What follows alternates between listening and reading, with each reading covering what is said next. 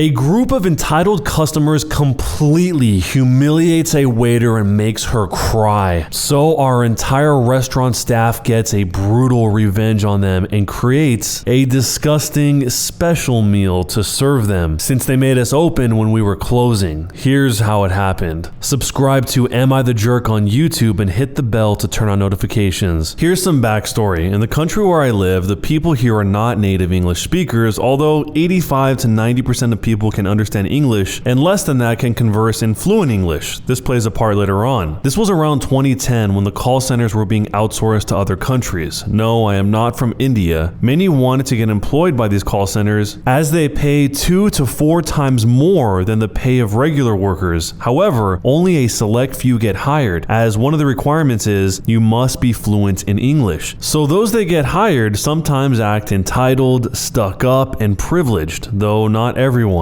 I was working at a small pizzeria at this time after graduating culinary school when this happened. So the people involved were the entitled customer, the waitstaff, and me. I was the head chef. It was about 5 minutes until our closing time and was getting so slow that the waitstaff asked my permission if we can start closing and cleaning up early, and I nodded to agree and proceeded to the kitchen. I asked my crew to turn off and clean the ovens and pack up. About 15 minutes into this, I heard some yelling outside and some crying. I peeked from the kitchen and saw that our waitstaff was being harassed by a group of 8 and crying. Naturally, I come over and talk to my waitstaff as to what happened. Apparently the group arrived 5 minutes after closing and demanded to be served. They were working from a nearby call center and they were berating my waitstaff after my waitstaff was telling them that we were closed. They spoke to her in English to show their superiority, I guess, and told her not to argue since she is just a waitress, and since they are paid more and can speak English, they should be served properly. Keep in mind that my waitstaff can understand English, but just can't converse in it fluently. I, however, can, so I turned to the group and asked, what happened here? The entitled customer said, "Your waitress is stupid and should be fired. We want to order and she told us you're closed." But we are closed. "No, that's not right. That's not the right customer service you should be giving. The customer is always right, and we want to order, so you should take it. We can buy anything we want, and you should just comply." At this time, I was getting annoyed, so I took their order, signaled my kitchen staff to refire up the ovens. This really annoyed them as I just finished cleaning them and make the pizza. I then went to my waitstaff and comforted her until she calmed down, and then went to the kitchen to check on the pizza. What I didn't know was that my waitstaff heard the commotion and enacted a revenge plan. One of the staff opened the grease trap. It was a small box below the kitchen sink, which traps all of the gunk and grease before it gets into the sewers. They got a handful of this nasty gunk and smeared it on top of the pizza dough. Then the staff took turns snotting and spitting on the dough, and some even pulled their private hair and spread it on top. Then they covered it all with tomato sauce, cheese, and put the toppings across the entire pizza and cooked it to perfection. I asked one of the kitchen staff to serve it as my waitstaff was still crying from the experience. Boy, did we watch them eat it. We watched them having fun eating the pizza, and we were watching them with delight as well. So don't be mean to the restaurant staff, as you never know what happens in the kitchen. Were we the jerks for our revenge? This revenge was pretty disgusting. I always wonder how often stuff like this actually happens, and for those of you that have worked inside of a restaurant, do you actually see people messing with customers' food often, or is that a rare thing? In this case, I think because they were all on the same page, everyone was upset with these people because they had already turned off the oven and had made the waitstaff cry. There was nothing stopping them, no checks and balances to make sure that this food didn't get totally messed with. But hopefully in a normal scenario, this doesn't happen all the time for no reason. Either way, don't be mean to people that are handling your food, but not because they're gonna mess with your food, but because why? There's no reason to be like that, and the people in this story that were coming from the call center obviously had a crazy inflated sense of ego to think that they could act like this to anyone, let alone people that were making their food. Let me know how you would handle the situation down below, and jerk or not a jerk, and why. My landlord, a slumlord, tried to illegally evict me and strong-arm me and my husband to get out of his house. So I get revenge by exposing all of his dirty laundry and cost him everything, including losing his own properties. Here's what happened. This happened back in 2010 when I lived in Winter Garden, Florida with my husband and his dying uncle. So the background is my husband and I moved in with his sick uncle after losing so much during the 2008 housing market crash in the United States, like many of my husband's law maintenance customers. We also moved in with his uncle into a condo because his uncle has stage 4 cirrhosis of the liver, and his self-entitled sister and her family refused to help help take care of him. My husband, a retired county sheriff officer, which is important later, and I got ourselves set up in the condo's 2 bedrooms as his uncle had himself set up in the living room, including his bed. On the first day, we found dangerous black mold caused by a leaky dishwasher. On the second day, we found the master shower had loose tiles and a leaky shower head. On the third day, we found a nest of brown recluse spiders in the living room. We talked with his uncle about these problems and found out that the slumlord, friends with the self-entitled sister/aunt and her family, was refusing to take care of the issues as required by law. We wanted to start legal actions then, but my husband's uncle talked us out of it several times. The slumlord was nice to us as long as my husband's sick uncle was alive. The very next day after my husband's uncle died was a completely different story. The slumlord had turned nasty, aggressive, and began to try and strong-arm evict us like we were nothing more than drug addict squatters. The slumlord even tried to aggressively fight my husband when we dropped off our next rent check. He kept telling us that we had to move out or else, but yet refused to actually follow Florida laws to evict us. The slumlord and his corrupt Winter Garden Police Department code enforcement officer's wife even recruited my husband's self-entitled aunt and uncle to start harassing us about just moving even if we want to live in a tent. And my nephew just moved so they can rent the condo to another senior. Husband said, we don't have anywhere else to go yet, and he must go through the eviction laws or get into very serious trouble. Self-entitled aunt said, you're nothing but trouble. A retired SCSD officer, nephew. You've been problems since the day you were born. Get out of their condo and stop being a problem for everyone. Who cares if you have to live in a tent? All of this made my retired SCSD officer husband, who specialized in uncovering corrupted law enforcement, very suspicious. We talked and began investigating the slumlord and the corrupt code enforcement wife. My first order was to place all of the rent into escrow with evidence of repairs that have been neglected. Second, I sent a notification of cease and desist harassment to the slumlord and self-entitled aunt. Next, I researched public property tax records. Woohoo! Pay dirt there. Slumlord's condo wasn't registered as a rental property with the state of Florida and thus was paying far less in property tax than the slumlord should have been paying. Property tax records also show that the slumlord did not own the condo. It was still deeded to his mother, which I found out had been living in a retirement home for 5 years before my husband's uncle moved in. My husband found out that the corrupt code enforcement wife had been inspecting and signing off on hers and her slumlord's properties, including the condo, which is against Florida code enforcement conduct laws. I found out from neighbors in the condo that the slumlord had only been renting to seniors with severe health issues. My best discovery, though, next to tax evasion, was finding out that the Condo Owners Association had a very strict no renting/leasing policy, meaning you or your family had to live in the condo and it couldn't be rented. The revenge. Now that we had all of our evidence, my husband and I began to knock down all the slumlords' dominoes. My husband went and filed a complaint with the Winter Garden Police Department about the corrupt code enforcement's wife and her perjuring inspections on her family properties. My husband has a glowing record in the county with the FDLE for having over 200 clean arrests and taking down nearly 60 corrupt public officials, including protective services in the early 2000s. This background helped push WGPD, the police department, to open an investigation into the corrupt code enforcement wife. They discovered that not only had she perjured inspections on her family's properties, but also on my husband's self-entitled aunt and uncle's properties as well. This got corrupt code enforcement wife fired, stripped of her state enforcement officer's license, and convicted of multiple crimes. I sent all property tax fraud evidence to the Florida Property Tax Division. That got the state to investigate the slumlord. The state found out that not only did he commit property tax fraud on the condo, but also on a property that he was renting to his son and his self-entitled aunt's son, along with business tax fraud and income tax fraud. Both slumlord's son and self-entitled aunt's son were also busted for possession of illegal narcotics with the intent to sell when investigators came to the rental house that they lived in. I never expected that much fraud to be found from all of this, but I'm glad it happened. The business tax fraud of the slumlord affected the self-entitled aunt and self-entitled uncle as well, since they were his business partners. The self-entitled uncle came under investigation by the USPS board because he was the postmaster of Winter Garden. USPS, of course, being the United States Postal Service. The self-entitled uncle also lost his comfy job and pension after it was discovered that he was assisting the slumlord in the tax fraud scam for stealing money orders. All four were convicted of multiple white-collar crimes, had to sell their properties, most of their stuff, serve some form of time, time and pay huge amounts of fines and restitution. The slumlord, his wife, the husband's self-entitled aunt, and my husband's self-entitled uncle, along with their sons, all went down for multiple crimes, both felonies and misdemeanors, all because they thought that they could strong-arm evict us. It just proves how smart we, the tenants, can really be when pushed. It also proves why everyone should know all the rental laws and how to research public records, because it can save you in the end. So, am I the jerk for going after the slumlord because he tried to strong-arm evict us? If you move into a new place and on the first day you find black mold because of the leaky dishwasher, and then by the time you're on the third day you find a nest of brown recluse spiders in the living room, you should probably leave if you can. Obviously in this case that wasn't an option, but black mold is obviously not good for the human body, and if you get bit by a black recluse spider, the venom can cause necrosis where all the tissue around the bite dies. So it can be pretty serious. Anyway, this revenge was pretty thorough. They basically went through all the laws in their area and just hit him from all angles. The fact that he was doing tax evasion on top of everything definitely is not going to help his case in the future. And not only did they lose the properties, but the uncle also lost a job and pension because he was involved in the whole tax fraud scam as well. So it really was a concentrated, thorough revenge by someone who was pushed too far. Let me know what you would do if this was your landlord, and if you've ever been in a situation like this before, let me know down below too. But most importantly, jerk or not a jerk, and why? Am I the jerk for not packing my husband's bags so he could go spend Christmas with his family without me? I'm a 30-year-old female and I've been with my husband Ted, who's 34, for 4 years. We got married 2 years ago. His family and I haven't really gotten along too well. They're rich and they're all about image. I only see them on occasions, but that's when the drama is at its highest rate. Last Christmas, Ted and I traveled to spend Christmas with them, and it was awkward for some reason. After we went back to the hotel, his mom sent me a list of all the things I've done wrong at her house, like bringing the wrong type of desserts and wearing, quote, inappropriate clothes. I wore a blouse and leather jacket, and not standing up when guests arrive. This year, my mother-in-law only sent an invitation to Ted to spend Christmas with the family. He told me that his mom didn't invite me because of last year's negative points and would rather just have him there this year. I was flabbergasted, and I asked if he was actually considering going after his mom excluded me, and he shrugged and said yes, because he never spent Christmas away from family his entire life, and he isn't about to break the cycle now. He suggested I go out, invite Regina, my best friend, over, and plan my own celebration, and said, quote, but nothing too crazy, capiche? I was upset, but hey, if they don't want me, then I shouldn't force it, and tried not to feel hurt and offended. Yesterday, Ted came home asking if his bags were ready since it was time to go.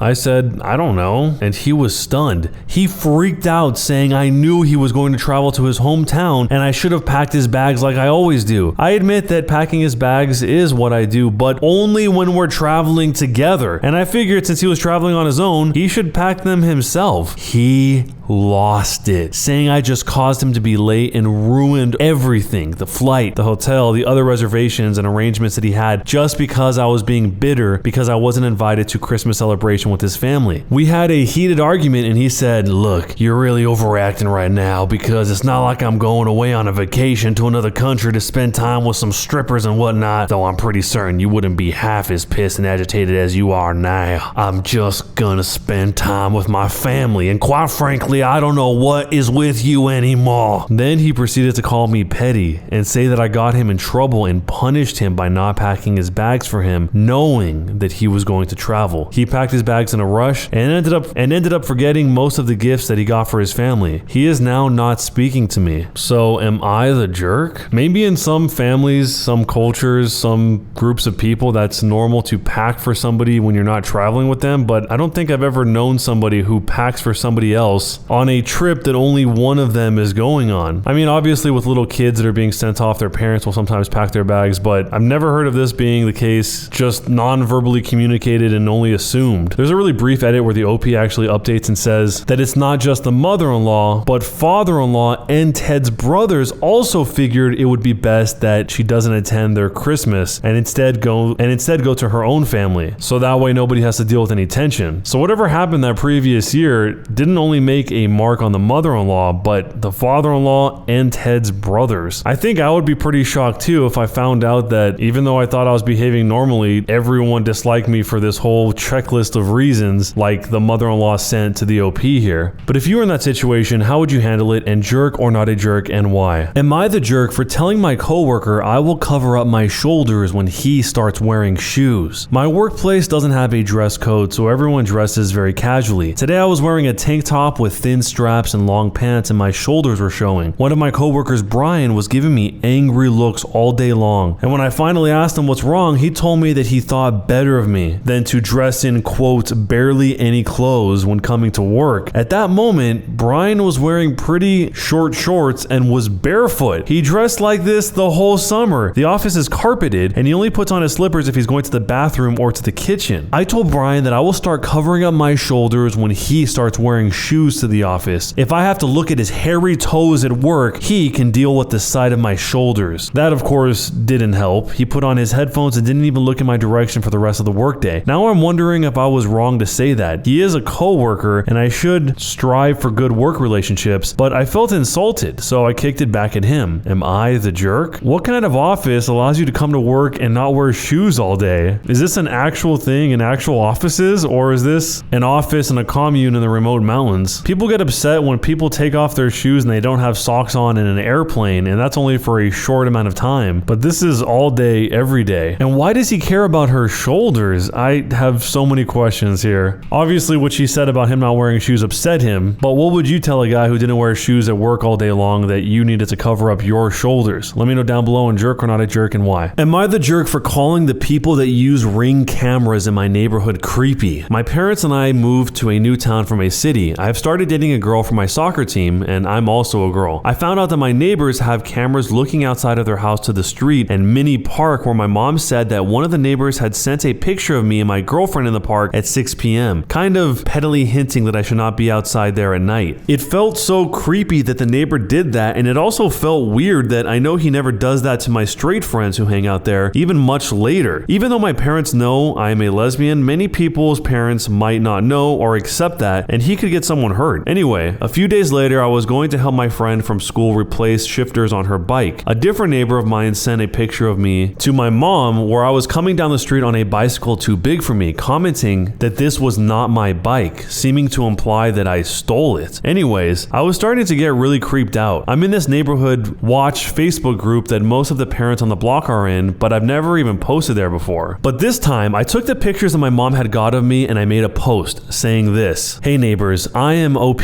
I go to school and I'm a junior. I've been noticing a local safety concern I want to make you aware of. Several times in the last few weeks, I've been filmed on the street or in the public park by strangers. I am 16 and so was my partner, and we were very creeped out and uncomfortable to know that we were being recorded in a private romantic moment when we thought we were alone. Another time, someone took this picture when I was biking home alone in the evening. I know this sounds crazy, but I'm serious. See the pictures here. Please take care if you have younger children or even if you are going out alone as a woman." I didn't know what to expect, but it really blew up. Some parents saw it as creepy that someone was taking that kind of photo, but then the wife of the man who took a photo of my girlfriend and I commented. She was saying that her husband only took the photo because he wanted to check with my parents about me being out past dark. I said it was 6 p.m. and that I knew her husband wasn't taking pictures of the many straight couples I know, mentioning a few friends I check with, and her husband was acting differently towards taking pictures of lesbians. She sent me an angry reply accusing me of calling her husband a pervert. Now this is where I may have messed up. I said, I'm not trying to call him a pervert, I'm trying to call him a bigot. She got mad enough to call my mom, who sent her to voicemail, but the post also blew up with arguments. A lot of people were saying stuff like it's not cool to take pictures of minors without their parents knowing. Some were defending the picture taking. So am I the jerk for posting that on Facebook? A lot of people that have Ring cameras only use them to film exactly what's in front of their house, so that way they can ward off from people trying to break in or people stealing their packages or whatever. And that's a different circumstance than having somebody point their camera at the public park or any other community property, because that is pretty weird. You should be able to be there without being surveilled the entire time. For the people that think that this isn't a big deal, what if the situation involved a public pool? If filming the park 24 hours a day is normal, would filming a pool that anyone can use in the community be be normal too. I think that makes it even easier to see that that is weird.